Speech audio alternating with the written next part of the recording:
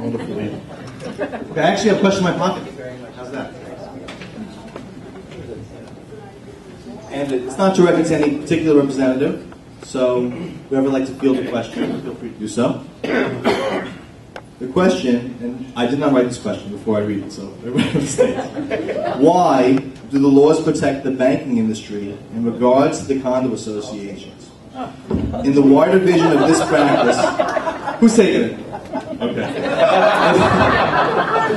In the wider vision of this practice, the cost is only passed down to the other members, lowering the property values, creating more foreclosures, and lowering tax base for the state and counties.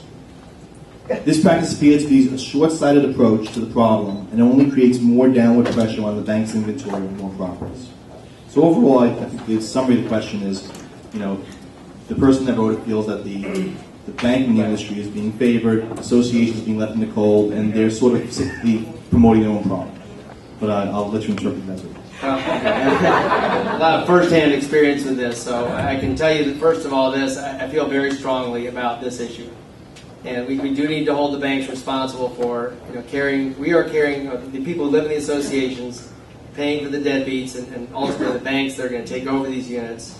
They're carrying their collateral, they're insuring it. And I've had several conversations with the banks, the people that run the banks in Florida. They understand how serious I am about this. And I was just talking to them last week about it. You have to understand the banks see this as a financial issue for them. And we don't want to put any more money out to maintain these condominiums. But and again, my comment back to them is, fine, you have some limits on your liability, but at some point you have to pursue getting these units foreclosed and get them back into working inventory to pay for everybody else that's been carrying it. So I feel very strongly about this. The banks are a very powerful interest in Tallahassee, and this is why it's important that we have a group like this and grassroots organization and effort and pressure, frankly, to overcome that. So that's why it's difficult. The banks are opposed to taking on additional liability, but they do understand, and the people I've talked to understand the fairness argument about why this is going on for years now. So this is something we're going to take on next year again. I'm not sure the exact specific detail of what's going to happen. Many of the attorneys I've talked to, such as Donna, think that maybe there should be some incentives to finish these foreclosures off. How about the special assessments that get levied? So there are places to go, but I can tell you it is a very intense fight, and some of the things we try to get in this year that were opposed by the banks, we weren't able to frankly move forward on them. So it's one of the things about being a freshman is you do learn the groups that have a lot of influence, and so this is something I'm a lot more prepared to take on for next year's legislation.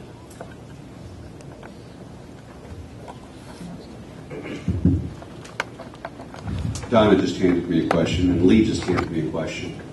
So who do you think trumps? Oh boy, thank you for your support.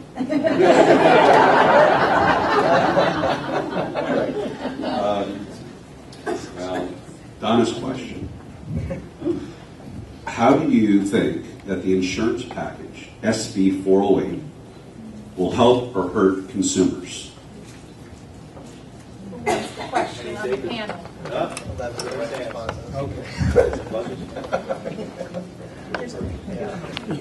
There's no question, and I love taking these types of questions. It's a no-win situation. 408 is going to do one thing. It's going to cost people more money. The concept has to be looked at and looked at it within the context that in 1992, when Hurricane Andrew struck, the insurance companies were devastated in terms of what they have to pay out because it was a catastrophic event. And so what they did is they came to the legislature and they said to the legislature, if you allow us to form public companies in the state of Florida, we will give you a stable insurance market.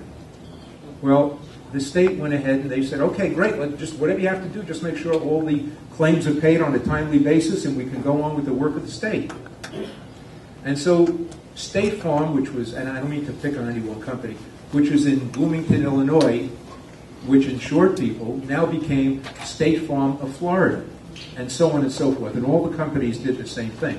So their liability, potential liability, was greatly decreased in the sense that they no longer had the deep pockets of the parent companies. So now we've been playing catch up ever since, because the Florida insurance market is a very challenging market. I always tell you it's a very complicated market. The Florida insurance market and all markets are based on one thing. It's called the law of large numbers. And the concept is the more people you can insure, the less likelihood there is that you're going to go broke. And that you'll be able to, because if something happens up in Tallahassee and it's not happening in South Florida, then the folks in Tallahassee pay. You all understand the concept of the law of large numbers. Well, the insurance rates just keep going up and up because of various factors, including the fact that reinsurance rates keep going up. And you can't answer this question in 30 seconds or in a minute. But the reality is that they've got to come to actuarially sound rates. Now, what the heck does that mean? That means so that the insurance companies can make a profit. But that's a funny number also, because the insurance companies have put so much fat into what they're doing. For instance, the State Farm of Florida will buy their reinsurance from State Farm of Illinois, and they mark it up. And all along the way, things are being marked up. There was a proposal a few years ago that Representative Priscilla Taylor and I had worked on that would take the one issue, which is windstorm.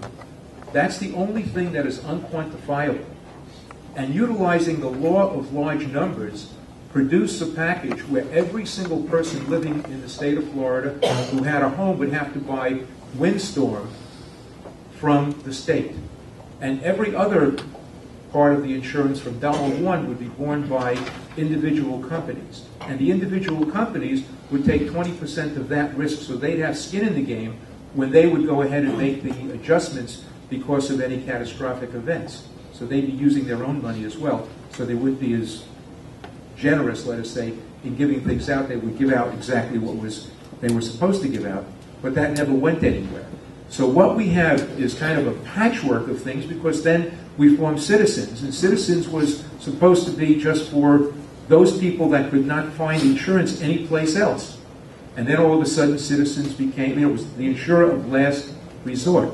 Now Citizens has become the largest insurer of the state of Florida, and each one of us, whether we want to or not, is a shareholder in Citizens. Whether you have a policy or not, if Citizens faces a catastrophic loss, and you have a car or any kind of insurance policy other than workers' comp or one other, which I keep forgetting, liability?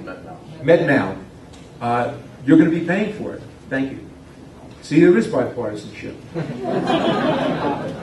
So and so now they found these little companies they call takeout companies.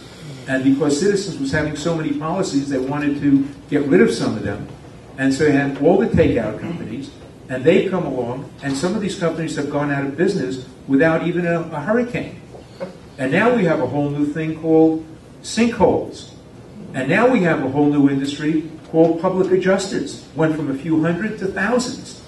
And all of that is costing Floridians more money. So now we've got SB 408. And 408 allows for certain increases, but it also reins back the number of years you can open a policy. I don't know if any of you have received notices from public adjusters in 2010 saying, you can still reopen. I can get you more money for your claim.